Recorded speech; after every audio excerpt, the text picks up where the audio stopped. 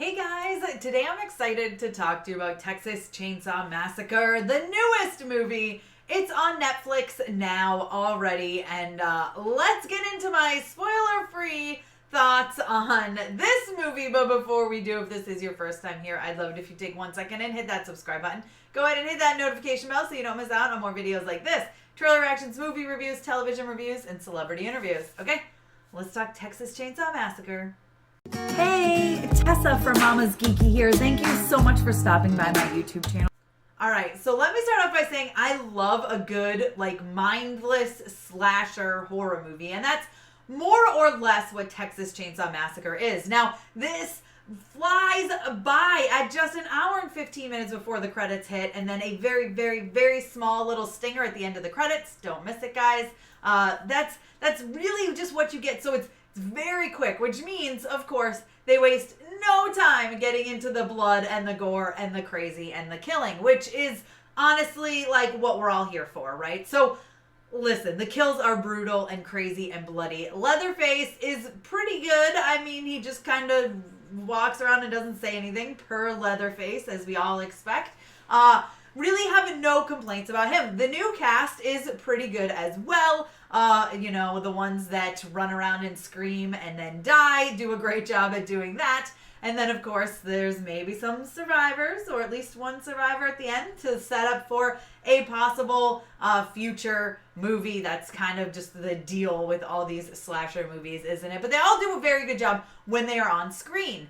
It's a decent story. I mean, listen, I'm here for the kills. If you focus on the story, it's a little ridiculous. They're trying to bring people in to have them bid on the properties in Harlow to make it a better town, and you're just kind of I don't really care. The best part about them doing that is that we get the bus, which means we get the bus scene, which I will say in the trailer felt hilarious, but also why is this here? This doesn't make sense. Are people really going to stop and take their phones out and record this guy? It does actually make sense in the context of the movie. I will say that it makes a lot more sense. It really fits, and it's a fantastic scene. And of course, a nod to the fact that we're all a lot more connected to our phones than real life, even when there's someone standing there with a chainsaw who's ready to brutally murder you. That's probably my favorite scene of the entire movie. It's a lot of fun. We get, in true fashion of this whole reboot and revamping and requels, whatever they call them, we have their survivor, Sally, from the very original Texas Chainsaw Massacre, who wants to enact revenge upon him. So as soon as she hears Leatherface is out after 50 years of hiding, of course, what does she want to do? She wants to come and kill him. Now, what I will say is I feel like they did a great job with her because she's not really in it. They allow us to focus on the new characters. She kind of pops in for a little bit here, way later. I mean, you get a little bit of her at the beginning, then you get her way later towards the end. She makes sense where she is. She has the perfect amount of time for a 1 hour and 15-minute movie. I'm very glad they didn't spend too much time on her. And I think that's why this works better than Halloween Kills for me. Halloween Kills I didn't really like at all. I just wasn't a big fan of it. I'm a massive fan of Halloween in general, but the last couple have been a struggle for me. Texas Chainsaw Massacre, it's fun. There's this whole school shooting thing, which I thought was really weird. It's the point of it is to have this character, I guess not like guns. Is that kind of the whole point? Be a little afraid of guns?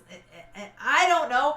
That part was a little off for me. But other than that, I mean, there's some sweet kills. It's bloody, it's gory, it's intense. There's jump scares. I mean, the score and the cinematography help to heighten those moments where you're like, oh, what's gonna happen? Oh, and you always know what's gonna happen. It's super predictable in that way, but it's still an absolute, it's fun, okay? If you're going into it wanting to see some brutal, bloody kills and maybe be a little scared for an hour and a half, even less than an hour and a half, then Texas Chainsaw Massacre is for you. Now, like I said, it's already out on Netflix.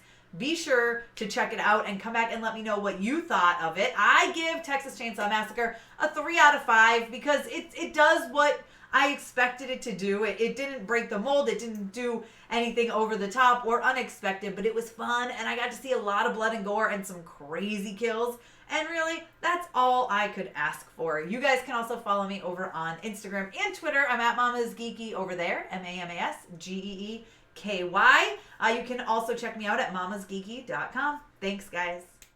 Thank you so much to all of my monetary supporters, my members here on YouTube, as well as my patrons. If you haven't joined yet, please consider doing so. We have some really awesome perks, including a monthly Zoom meeting where we get to talk face to face. Thank you again to everyone who supports me.